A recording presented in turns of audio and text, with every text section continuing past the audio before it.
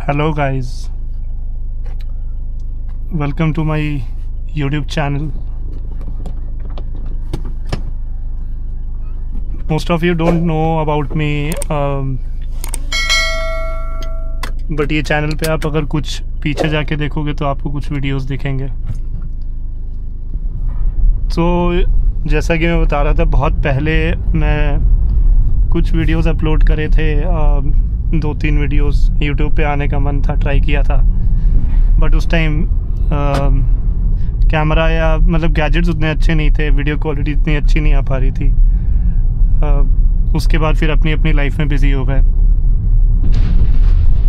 अब मौका मिला है, मौका भी ऐसे मिला है कि ये कहानी आगे बताऊंगा आपको कि कैसे मिला है। मे बी इस वीडियो में बताऊं, मे बी अगले वीडियो में बताऊं, बट बताऊंगा कि ये सब जर्नी कहाँ से शुरू हुई है। अभी के लिए मैं जा रहा हूँ अपनी मदर के पास, जो कि है सिलीगुड़ी में, वेस्ट बंगाल, और मैं अभी हूँ गाज़ियाबाद में। अबाउट 1400 किलोमीटर का सफ़र है, एक बार में नहीं करेंगे हम लोग। आज हम लोग रुकने वाले हैं कानपुर। अभी बज गया है 8:02 और कानपुर पहुंचते पहुंचते मुझे लग रहा है रात के 2 बज जाएंगे। कानपुर पहुंच के मैं आपको बताऊंगा कि नेक्स्ट प्लान हमारा क्या है, इसके बाद हम लोगों को कहाँ जाना है, मतलब कल का क्या प्लान रहेगा वो मैं आपको कानपुर पहुंच के या तो फिर कल सुबह कानपुर से निकलते टाइम बताऊंगा। फ़िलहाल कानपुर में कहाँ रुकूंगा, किसके पास रहूँगा, ये भी आपको रास्ते में पता चल जाएगा। Bye bye home, see you after some time. तो यार मैंने ना मैप नहीं लगाया, मैं एक बार मैप लगा लेता हूँ कि हम लोग को कौन सा रास्ता पकड़ना है।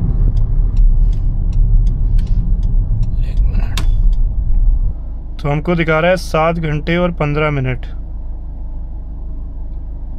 और मैं इस बार पहली बार ये अलीगढ़ वाले रास्ते से जाऊंगा। ये नया हाईवे बनाया है।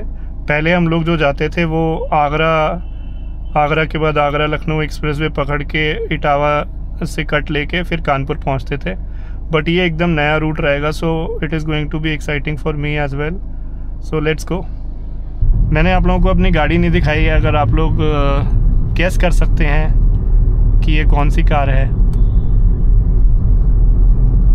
तो कमेंट में लिखिए। लेट्स सी आप लोगों को कितना गैस सही रहता है।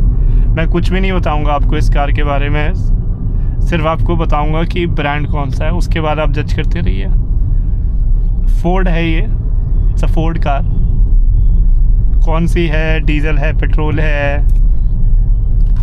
1.2 है, 1.5 है, कौन सा वेरिएंट है, नथिंग। लेट्स सी कि कौन सा इंसान एकदम ही एक्यूरेट आंसर देता है।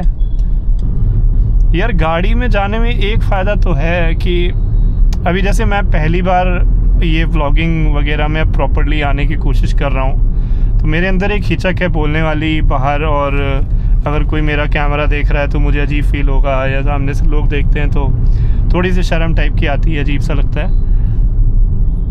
बट गाड़ी में इतना कोई फ़र्क नहीं पड़ता, क्योंकि आगे से तो इतनी ब्राइट लाइट पड़ रही होती है, तो who would go and look into your car कि अंदर कौन बैठा, क्या सर माथे पे अपने लगा के बैठा हुआ है। और ये हमारा पहला टोल आ रहा है।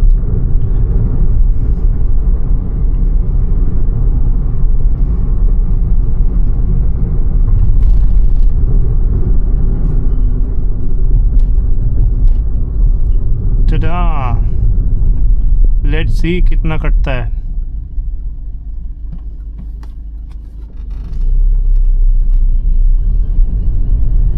सो मैं गाइज ऐसे एरिया में रहता हूँ NCR के कि यहाँ से मेरे को अगर हाईवे जाना है, सिर्फ राजस्थान को छोड़ के, अगर मुझे लेट्स से सोनीपत जाना है, चंडीगढ़ साइड जाना है, या लखनऊ साइड जाना है, यूपी साइड जाना है,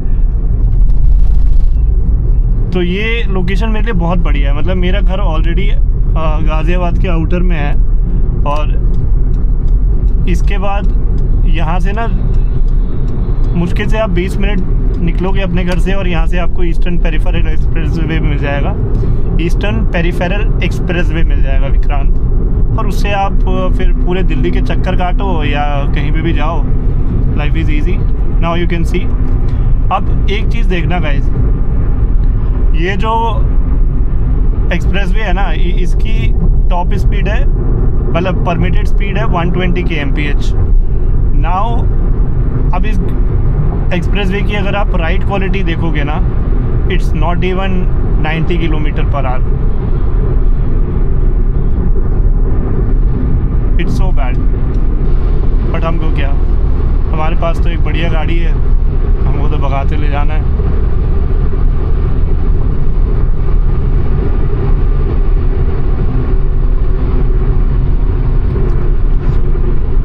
ये देखो, ये बम्प आया ना, ये 120 kmph कैसे परमिट कर रहा है मेरे को समझ नहीं आ रहा।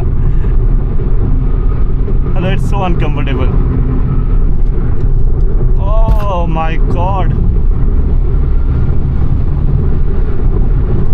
Crazy crazy.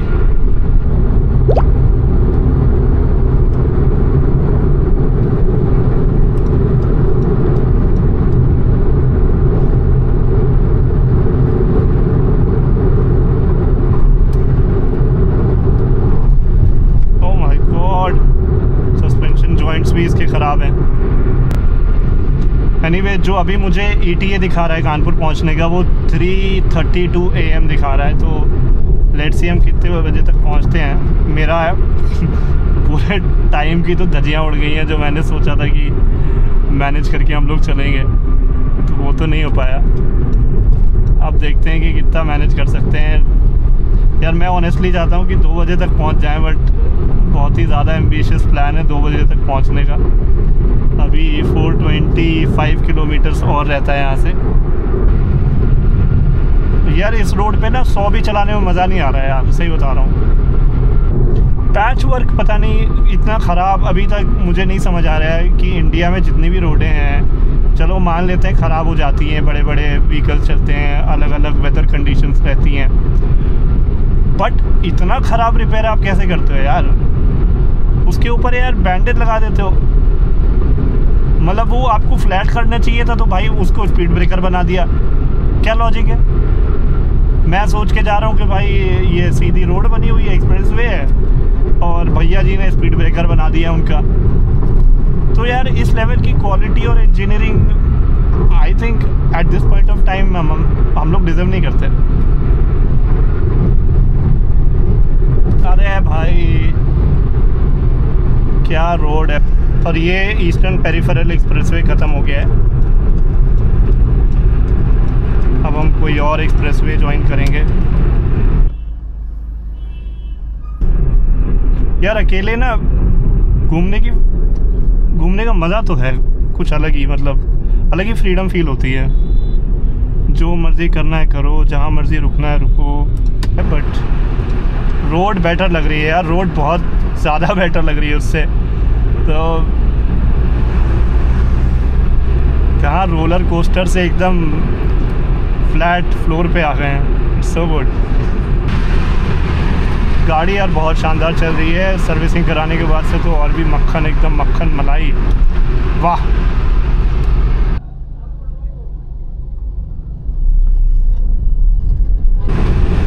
यार अब ना भूख लगना शुरू हो गई है।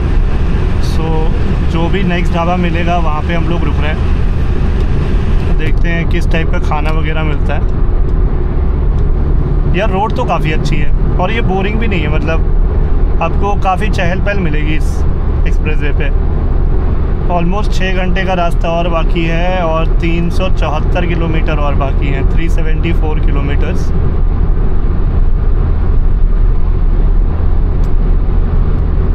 अब अत्यधिक ज़रूरत है एक ढाबे की, उसके बगैर कुछ नहीं हो पाएगा। Which car is this? Skoda Kushaq. Nice car. Nice car, bad average.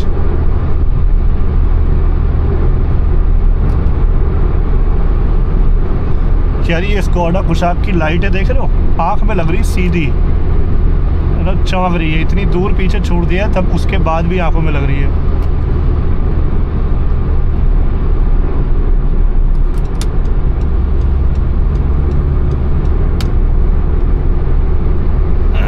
मुझे लग रहा है अब हमारे नसीब में कोई भी ढाबा नहीं है,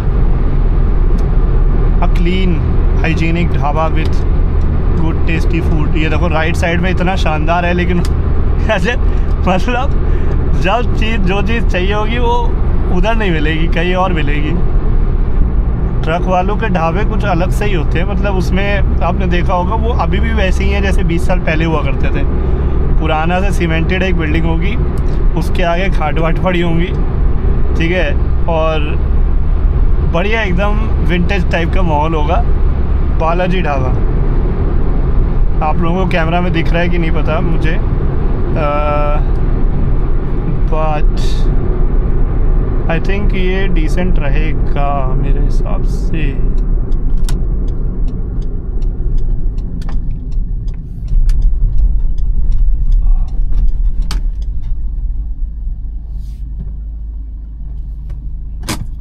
तो ये हम आ गए बालाजी ढाबा। अब यहाँ पे थोड़ा रेस्ट लेते हैं, ब्रेक लेते हैं, और फिर आपसे थोड़ी देर में मिलते हैं और आपको बताते हैं हम लोगों ने क्या खाया, कैसा था ढाबे का एक्सपीरियंस एंड ऑल। यार ये कुछ ढाबा है जहाँ पे हम रुके हैं, गाड़ी उस साइड सामने पार्क है, बाकी देखते हैं इधर कैसा जुगाड़ है। So this is what I have ordered. This is aloo matar, rice, butter roti.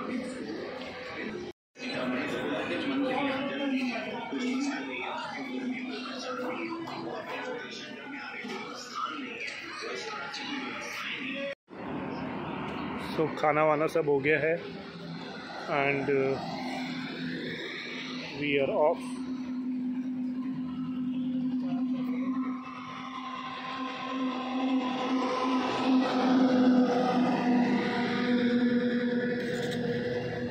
Experience सही था यार, यहाँ पे खाना भी ठीक था,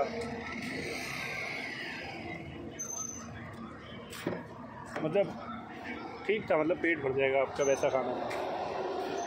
ये गाड़ी में चलते हैं, निकलते हैं यहाँ से, थोड़ा काम रास्ता कवर करते हैं। सो निकलते हैं अब यहाँ से।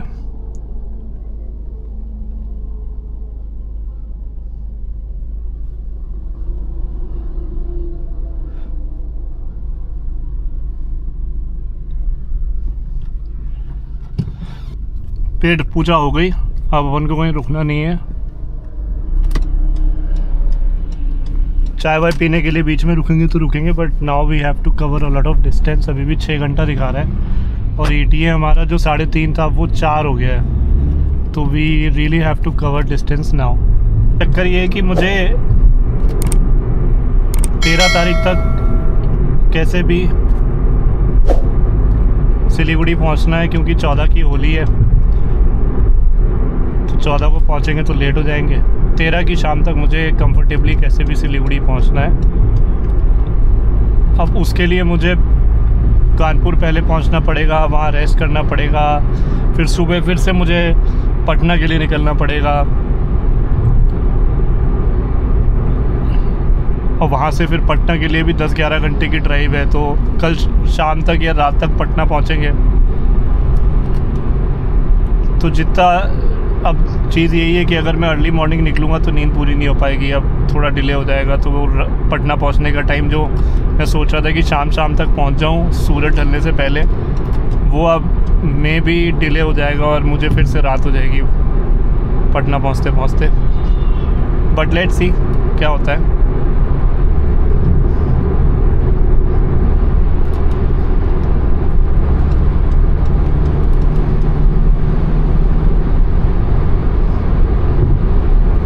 Here I personally do not feel very good about EVs. What about you guys? मतलब मुझे लगता है अगर आप लोगों में से किसी ने भी एक डिसेंट IC कार चलाई होगी या व्हीकल चलाया होगा, तो they would understand why it just doesn't make sense. Like सबसे ज़्यादा फ़ायदा तो डीजल में है भाई, ऑनेस्टली बोलूँ तो। भाई ये ट्रक ऐसा लग रहा है जैसे खड़ा है बिल्कुल भाई साहब, मतलब इतना तेज़ ये पास में आया, मुझे लगा राइट ओवरटेकिंग लेन पे ये खड़ा हुआ है। Where is the Chhotu going? Mr. Chhotu, Mr. Chhotu, Mr. Chhotu, 55-60 top speed. Mister Chhotu, यार ये वाला एक्सप्रेसवे मेरे लिए नया है और ऑनेस्टली बताऊँ तो बढ़िया लग रहा है, वेरी नाइस।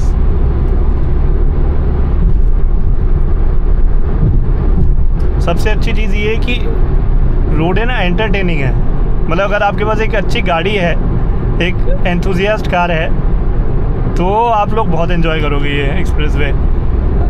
अब यमुना एक्सप्रेसवे और लखनऊ आगरा एक्सप्रेसवे के साथ प्रॉब्लम ये है कि इट्स जस्ट वेरी बोरिंग। आप सीधे चलते रहते हो, कुछ करने को नहीं है यार। मतलब वो पूरे रास्ते में आपको एक साइड से जाओगे तो 2 ढाबे मिलेंगे, लखनऊ आगरा एक्सप्रेसवे पे, और यमुना एक्सप्रेसवे फिर भी ठीक है, लेकिन वो भी ऐसा ही है, बोरिंग से आपको नींद दिला देगा एक टाइम के बाद। But this one is constant doing something. Like अभी देख लो, इतने बढ़िया बढ़िया टर्न आ रहे हैं, अच्छी रोड आ रही है, टर्न आ रहे हैं, सो मज़ा आ रहा है मतलब चलाने में। और प्लस ये भी है कि आपको साथ के साथ ना मूवमेंट भी दिखती रहेगी। मूवमेंट एज इन ये इतने सारे ढाबे, ठीक है, पेट्रोल पंप आते रहेंगे, तो हलचल दिखती रहेगी, इंसान दिखता रहेगा। ऐसा नहीं लगेगा कि आप बस एक टारमैक पे सीधा चलते जा रहे हो and it just getting more and more boring. कई बार ना ऐसा होता है कि इंसान एक्टिविटी से नहीं थकता, लेकिन जब कोई चेंज नहीं हो रहा होता ना एनवायरनमेंट में, वाइब में, तो वो बोरियत से थक जाता है। ये भाई ने एकदम ना ऐसे ब्रेक लगाई है, इनको ढाबे, ये देखो मुड़ रहा है उस साइड, इसको ना ढाबे पे लेना था और ऑलमोस्ट इसने ढाबा क्रॉस कर दिया था भाई, और ये बीच में इसने एकदम से ब्रेक लगा दी। ऐसा मत करो यार। और ये बहुत ही नॉर्मल सी चीज़ है, मतलब बहुत सारे लोग करते हैं, तो मैं सबको बोलूँगा प्लीज़ यार ये मत करो यार। मतलब आपको पीछे से नहीं पता आपको कौन ले जाएगा आपको साथ में, तो अपनी सेफ्टी के लिए, दूसरों की सेफ्टी के लिए प्लीज़ ऐसा मत करें। एक हाईवे है, आप 5-10 मिनट बाद आपको यहाँ पे फिर से ढाबे मिल जाएंगे, या फिर आप आगे जाके लेफ़्ट साइड में आराम से पार्क भी कर सकते हैं, उसमें भी कोई इशू नहीं है।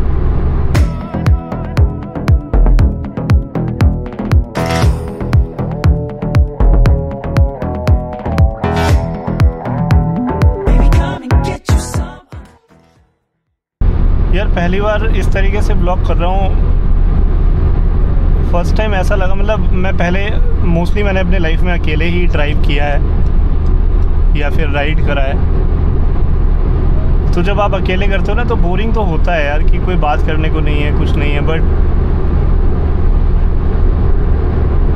Now it's like finally I am getting to talk to you guys, और उससे हो क्या रहा है कि मेरे मुंह से कुछ ना कुछ चीज़ें निकल रही है और बात करने का मन कर रहा है अंदर की, मतलब इमोशंस भी बाहर आ रहे हैं साथ के साथ। तो it's a very good time. I think हमारी ये जर्नी काफ़ी अच्छी रहेगी आगे। हाँ, डॉगीज एंड काउज, सबसे ज़्यादा डर रहता है भाई, डॉगीज़ और काउज।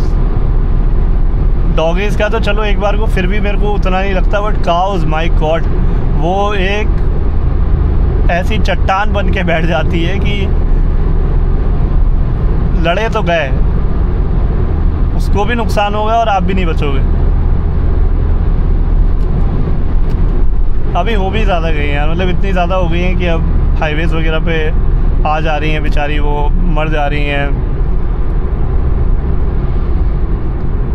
तो कुछ करना चाहिए।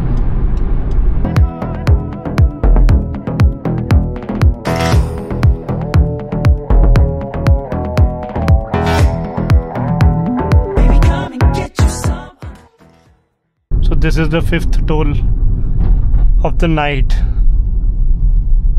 एंड आधा रास्ता कवर हो गया है। कटाए जाओ पैसे, कटाए जाओ बस। सो अभी 215 किलोमीटर और बचा है, जो हमारा ETA जब हमने लास्ट टाइम बात करी थी जो 4 बजे के आसपास पहुंच गया था, अब वो ETA 3:13 पे आ गया है। सो ऑलमोस्ट हमने 45 मिनट से ज़्यादा कवर कर लिया है एंड आई एम ट्राइंग कि मैं 1-1.25 घंटा और कवर कर लूँ और 2 बजे तक कानपुर हम लोग पहुँच जाएं। यार ये एकदम से लचका मारते हैं लेफ़्ट या राइट कहीं पे भी। सो बहुत ही मतलब आपको अटेंटिव रहना पड़ता है while you are driving. Attentive भी नहीं है, अटेंटिव रहने से कुछ नहीं होगा। इट्स अबाउट कि आपका रिएक्शन टाइम कैसा है। मतलब मसल मेमोरी जितनी ज़्यादा शार्प होगी आपकी, जितनी ज़्यादा ड्राइव करेंगे उतना ही बेटर होते चले जाओगे आप ड्राइविंग में। और मसल मेमोरी कैसे हम लोग शार्प करते हैं, ज़्यादा ड्राइव करो और ज़्यादा से ज़्यादा सेफली ड्राइव करने की कोशिश करो। सेफली का मतलब जहाँ से भी हो, जैसी भी कंडीशन हो, अपने आप को आप बचाने की कोशिश करो और अपने आप के साथ साथ बाकियों को भी बचाने की कोशिश करो। बाकी मतलब किसी और को भी आपकी वजह से कोई नुकसान ना पहुँचे। अब उससे होगा क्या कि इवेंचुअली इतनी सारी कंडीशंस आप फेस कर लोगे कि मोस्ट ऑफ द टाइम्स आप बिना कोई स्क्रैच के किसी भी सिचुएशन से आप निकल जाओगे। और वो सब होगा किससे? आपका रिएक्शन टाइम से। रिएक्शन टाइम हमारा कैसे बेटर होगा? जितना हम अपनी मसल मेमोरी को शार्प करेंगे। ओह भाई साहब, this is the mystery of, no, not mystery, I would say these are the surprise elements of Indian highways। मुझे लग रहा है ये जान के बनाया था सो दैट अगर यहाँ पे इस बढ़िया रास्ते पे किसी को नींद भी ना जाए तो वो नींद उठाने के लिए एकदम से 2 बार गुलाटियाँ मार दी। यह जो ओवरटेकिंग लेन है ना, ये ना मैंने नोटिस करा है, ये थोड़ी सी पिघली हुई है। जो टायर के निशान होते हैं ना दोनों साइड, उस जगह पे धसी हुई है दोनों साइड पे। अभी तो गर्मियाँ चालू भी नहीं हुई ब्रो, ये अभी से कैसे गल रही है गाड़ी। अभी तक 234 किलोमीटर चल चुकी है, मतलब हमने अपना आधा से ज़्यादा रास्ता क्रॉस कर लिया है। एंड जो हमें एवरेज मिला है अभी तक गाड़ी से वो है 19.7। और जिस तरीके से मैं चलाता हूँ मैंने वैसे ही गाड़ी चलाई है, बहुत स्लो नहीं चलाई है और डिसेंट, मतलब 100-110 के आसपास ही रहा हूँ मैं मोस्टली।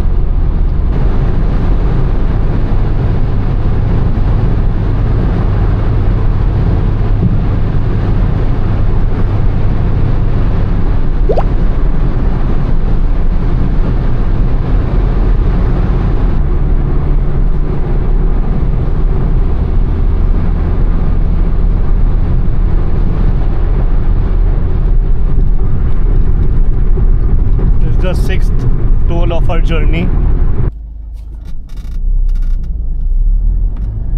यहाँ से यार 146 किलोमीटर्स और बचा हुआ है। अभी 2 hours 25 minutes दिखा रहा है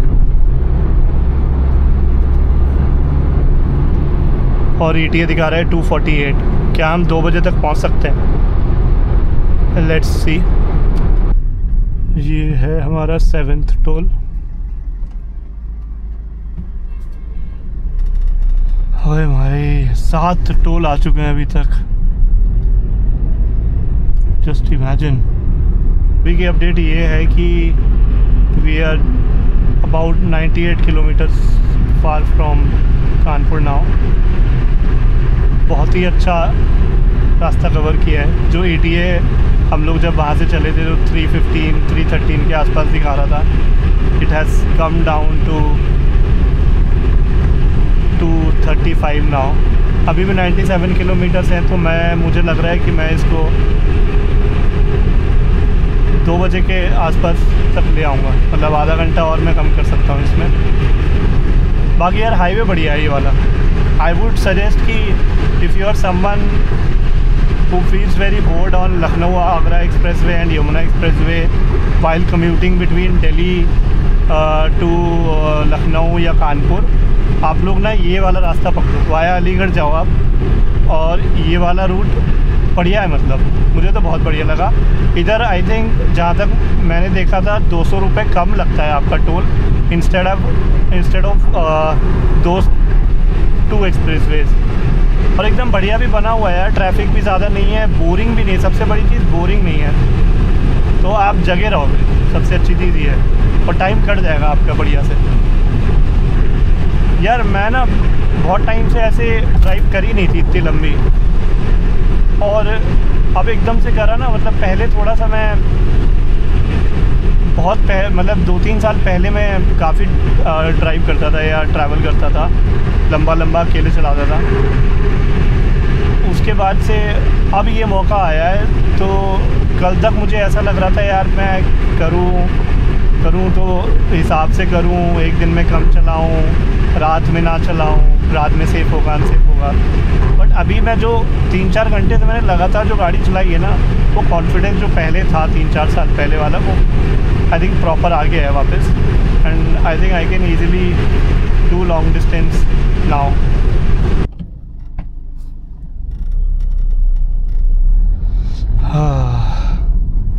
God. So we are left with 43 kilometers more to Kanpur.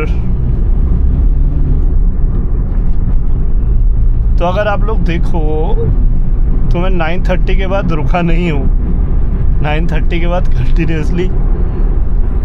अब कितना टाइम हो गया है? अब हो गया है ऑलमोस्ट 1:30 बज रहा है। तो ये हो गए आपके 3-4 घंटे से लगातार गाड़ी चल रही है करीब।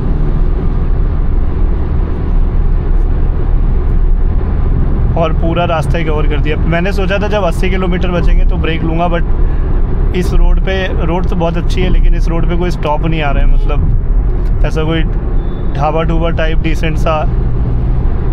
फ़िलहाल यार मैं ये बोलना चाहूँगा, अगेन ये पूरे ट्रिप पे मैंने ऑलमोस्ट बोला है ये वाली, कि ये हाईवे बहुत बढ़िया है। और स्पेशली अभी पिछले करीब 20-30 किलोमीटर से जो पैच आया है ना, इट्स सुपर्ब। ये देखो एकदम फ्लैट, अलग ही मज़ा आ रहा है। कॉर्नरिंग करने में और भी मज़ा आ रहा है। ये देखो, holding the line, constant speed, वाह। सो हम लोग फाइनली कानपुर पहुंच चुके हैं।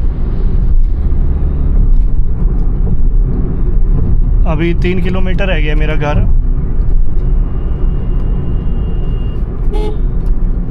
मतलब मेरे भाइयों का घर। 6 मिनट दिखा रहा है, एंड आई थिंक हम 2 बजे से पहले पहुंच जाएंगे। तो जो ETA 4 बजे दिखा रहा था, उसको 2 घंटा कम करके हम लोग कानपुर पहुंच चुके हैं। और फाइनली कुछ घंटों की अच्छी नींद मिल जाएगी यहाँ पे, सो दैट हम कल का सफ़र भी ऐसे ही आराम से कंप्लीट कर पाएँ। और ये हम 2 बजे से पहले एंटर हो चुके हैं घर पे।